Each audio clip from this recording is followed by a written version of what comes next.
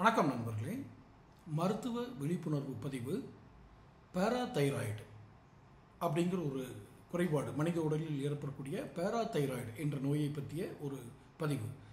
Thyroid குறைபாடுகள் நாம் ஏற்கனவே அறிந்திருப்போம். அது என்ன பேராதைராய்டு, அதை குறித்து தான் இந்த பதிவு. இது நடுத்தர வயது உடையவர்களுக்கு வருவதாக மருத்துவர்கள் சொல்கிறார்கள், குறிப்பாக பெண்களுக்கு. சரி, இதை பற்றி சற்று விரிவான அலசல் இந்த பதிவு. இதுவரை இந்த சேனல் சப்ஸ்கிரைப் பண்ணாதவங்க சப்ஸ்கிரைப் பண்ணிக்கோங்க, நோட்டிஃபிகேஷன் பெல் பதிவு பண்ணிக்கோங்க. அப்போ தான் என்னுடைய பதிவுகள் உங்களுக்கு வந்து சேரும்.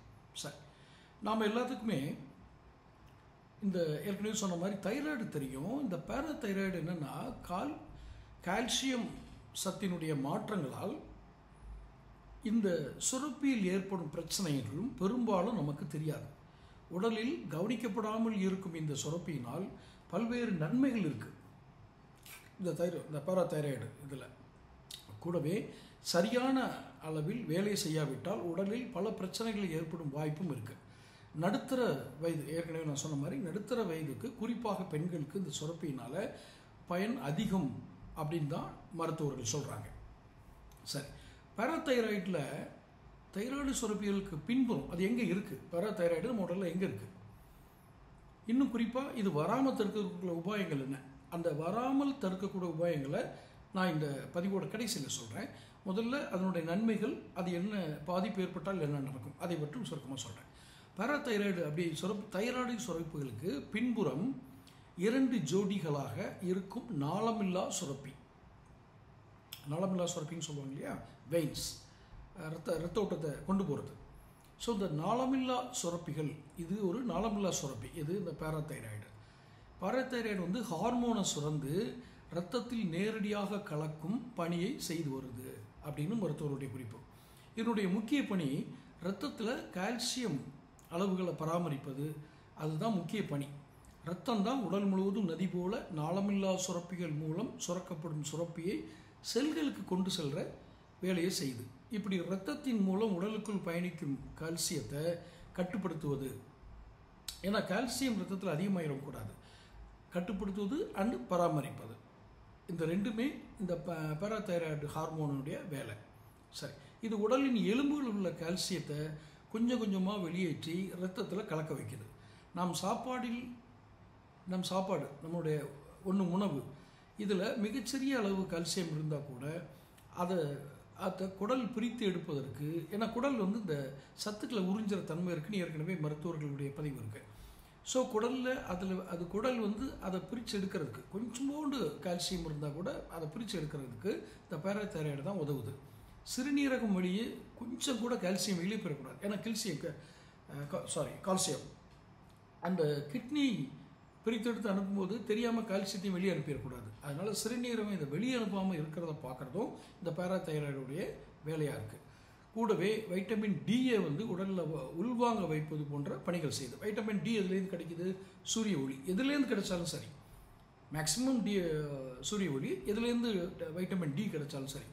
கால்சியத்தை பொறுத்தவரை அது நரம்பு மற்றும் தசைகளின் பணிகளுக்கு தான் அவசியமான தாது பொருள். இதெல்லாம் நரம்பு அண்டு தசைகள், இந்த பணிகளுக்காக தான் கால்சியத்தின் அளவு நமக்கு மிக முக்கியமாகுது. இது அதிகமானாலும் சரி குறைந்தாலும் சரி உடலில் பல்வேறு பிரச்சனைகள் ஏற்படும் வாய்ப்பு. வெகு நாட்களாக கால்சியம் குறைவான உணவுப் பொருட்களை உண்பதால் அதாவது இந்த பிரெக்னன்சி அப்படின்னு சொல்கிற கர்ப்ப காலங்களில் ஏற்படும் உடல் மாற்றங்கள், உடலுக்கு தேவையான சூரிய ஒளி கிடைக்க, ஏன்னா குழந்தை பெற்ற பெண் வந்து எப்போதும் ஓய்வு அறைக்குள்ளே தான் இருப்பாங்க. அப்போ அவங்களுக்கு வைட்டமின் டி, சூரிய ஒளி உடம்புல பட்டிருக்காது. அதனால் நம்ம உடலுடைய கால்சியம் அளவு குறையும். அப்படி குறையும் போது ஹைப்போபேராதைராய்டிசம் அப்படிங்கிற ஒரு குறைபாடு ஏற்பட வாய்ப்பு இருக்குது. அதிகரிக்கும் போது ஹைப்பர் பேராதைராய்டிசம் ஏற்படவும் வாய்ப்பு இருக்குது. ரைட்டா? குறைஞ்சாலும் சரி கூடுனாலும் சரி, இது கால்சியம். ஹைப்பர் பேராதைராய்டிசம் அப்படிங்கிறது பேராதைராய்டு சுரப்பின் கீழ் அடினமோ அப்படிங்கிற ஒரு கட்டி உருவாவதன் மூலம் அதிக அளவில் ஹார்மோன் உற்பத்தியாகி இரத்தத்தில் தேவைக்கு அதிகமான கால்சியம் கலக்கப்படும். இதுதான் நான் ஏற்கனவே சொன்ன மாதிரி. இது எதில் இருக்குது? பேராதைராய்டுக்கும் கீழே இந்த அடினமோ அப்படிங்கிற கட்டி உருவாகுது. இதனால் எலும்புகளில் கால்சியம் குறைந்து எலும்பை உருக்கிவிடும். இது வந்து 2000 பேரில் ஒருத்தருக்கு நடக்குது. உலகத்தில் 2000 பேர் நீங்கள் எடுத்துட்டிங்கன்னா ஒருத்தருக்கு இந்த குறைபாடு இருக்குது. அப்போ ஆட்டோ இம்யூன் டிசீஸ் என்று சொல்லக்கூடிய தன் எதிர்ப்பு நோய், ஆட்டோமேட்டிக்காக இம்யூன் நடக்கும்போது, இம்யூனிசம் வேலை செய்யும்போது ஏற்படக்கூடிய தன் எதிர்ப்பு நோய் அப்படின்னு உள்ளவர்களுக்கும், பொதுவாக பெண்களில் 45 வயசுக்கு மேற்பட்டவருக்கும், குறிப்பாக மெனோபாஸ் நிலையை கடந்தவங்களுக்கும் இது ஏற்படும். இதற்கு ஈஸ்ட்ரோஜன் ஹார்மோன் சுரப்பு குறைவதும் ஒரு காரணமாக இருக்குது. சரி, என்னுடைய அறிகுறி என்ன? இப்போ நம்ம சொன்னது வந்திருக்கு அப்படிங்கிறதுக்கு அறிகுறி என்ன? வயிற்று வலி, அடிக்கடி தாகம் எடுக்கிறது, அடிக்கடி தண்ணி குடிக்கணும்னு தோன்றது, அடிக்கடி சிறுநீர் கழிப்பது, மலச்சிக்கல், எலும்புகளில் கால்சியம் குறைவதால் மூட்டு வலி, கூடவே உடல் வலி, இதெல்லாம் அறிகுறிகள். என்ன பக்க விளைவு ஏற்படும்? இதில் நம்ம கண்டுகொள்ளாமல் விடும் பட்சத்தில் சிறுநீரகத்தில் அதிகளவு கால்சியம் தக்க வைக்கப்படுவதால் சிறுநீரக கல், இந்த கிட்னியில் ஸ்டோன் ஃபார்ம் ஆகுன்னு சொல்கிறாங்க இல்லையா, சிறுநீரக பாதையில் தொற்று, இந்த இன்ஃபெக்ஷன் ஏற்படும். அதிக அளவு கால்சியம் உடலில் இருக்கும்போது அது கணையத்தில், லிவரில் சேர்ந்து கணைய அழற்சி நோயும் எலும்பு சிதைவு நோயும் ஏற்பட வாய்ப்பு இருக்குது அப்படின்னு சொல்கிறாங்க. சரி, இது அதனால் ஏற்படுற பக்க விளைவுகள். இதுக்கு என்ன சிகிச்சை? பேராதைராய்டு ஹார்மோன் அளவு, கால்சியம், மெக்னீசியம், பாஸ்பரஸ் போன்ற தாது பொருட்களின் அளவு ஆகியவற்றை இரத்த பரிசோதனை மூலமாக அறிந்து இதை வந்து லேபரேட்டரி டெஸ்ட்டில் எடுத்துக்கிட்டு, கூடவே சிறுநீரகம் குறித்த அல்ட்ராசவுண்டு ஸ்கேனும் எலும்புகளின் பாதிப்பு அறிய எக்ஸ்ரே அல்லது ஸ்கேனும் அவசியமாகுது. ஹைப்பர் தைராய்டிசம் பொறுத்தவரை பகுதியாகவோ முழுமையாகவோ பேராதைராய்டு சுரப்பியை நீக்குவது தான் ஒரே தீர்வு அப்படிங்கிறது மருத்துவருடைய அட்வைஸ். இப்போ இந்த ஹைப்போ பேராதைராய்டிசம் அப்படிங்கிறத பற்றி ஒரு சின்ன குறிப்பு.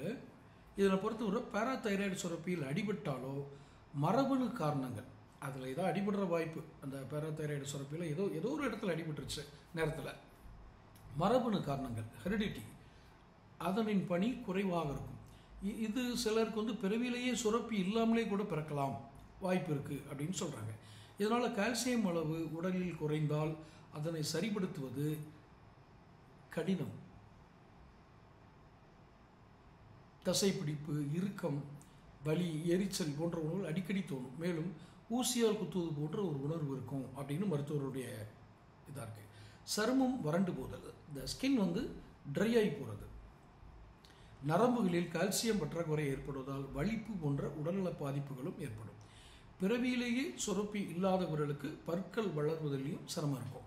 பெண்களுக்கு மாதவிடாய் அறிகுறிகள் குறைவது அல்லது வலிமிகுந்த மாதவிடாய் பிரச்சனை போன்றவை இருக்கும். இதான் இந்த ஹைப்போ பேராதைராய்டிசம் அப்படிங்கிறத நாம் புரிஞ்சுக்கலாம். சரி, இதற்கு சிகிச்சை, இதுக்கு என்ன ட்ரீட்மெண்ட் என்ன? கால்சியம் மற்றும் வைட்டமின் D3 மருந்து கொடுப்பாங்க. யார்? மருத்துவருடைய பரிந்துரை தான். தீவிர பிரச்சனையாக இருந்தால் உடனடியாக அட்மிட் பண்ணி இரத்த நாளங்கள், இந்த வெயின், இந்த இரத்த நாளங்கள் வழியாக கால்சியம் மற்றும் சிகிச்சை கொடுத்துருவாங்க. தொடர்ந்து கால்சியம் அதிகமுள்ள உணவு முறை பின்பற்ற பரிந்துரை செய்வாங்க. யார்? டாக்டர்ஸ். சரி, உணவில் சத்துக்கள் பலவும் கலந்திருப்பது போல பார்த்துக்கணும். இது டயட் ஃபுட்டுன்னு சொல்கிறாங்களே, எல்லா சத்தும் நிறைந்திருக்கணும். உடற்பயிற்சி செய்வது, சூரிய ஒளியில் இருப்பது போன்ற ஹைப்போ பேராதைராய்டிசம் வருவதை தடுக்க ஒரு உதவி புரியும். சூரிய ஒளி, எப்போதுமே சூரிய ஒளியில் இருக்கிறது ஹைப்போ பேராதைராய்டிசம் வருவதை தடுக்க உதவி பண்ணணும்னு சொல்கிறாங்க மருத்துவர்கள். இது மாதிரி நம்ம இதுவரை கேள்விப்படாத சில உடல்நல குறைபாடுகள் நமக்கு ஏற்பட்டால் அதை எப்படி தடுப்பது என்பதுதான் நம்மளுடைய மருத்துவ விழிப்புணர்வு பதிவுகள். இந்த பதிவுகள் நம்மளுடைய பிளேலிஸ்ட்லேயும் இருக்குது. நீங்கள் சப்ஸ்கிரைப் பண்ணிட்டீங்கன்னா உங்களுக்கு என் பதிவுகள் வந்து சேரும். என்னுடைய சேனல்லே இருக்குது. பிளேலிஸ்ட்டில் ஹெல்த் அண்ட் டாக்டர், சைக்கோனா மனநலம், சைக்கோனா வேறு மீனிங் எடுத்துடக்கூடாது, மனநலம், இது போன்ற பிளேலிஸ்ட்டில் இருக்கிற அந்த பிளேலிஸ்ட்டில் இந்த பிளேலிஸ்ட்லாம் இந்த மருத்துவ பதிவுகள் இருக்குது. தொடர்ந்து மருத்துவ பதிவுகளை காண்போம். நலமுடன் வாழ்வோம். நன்றி.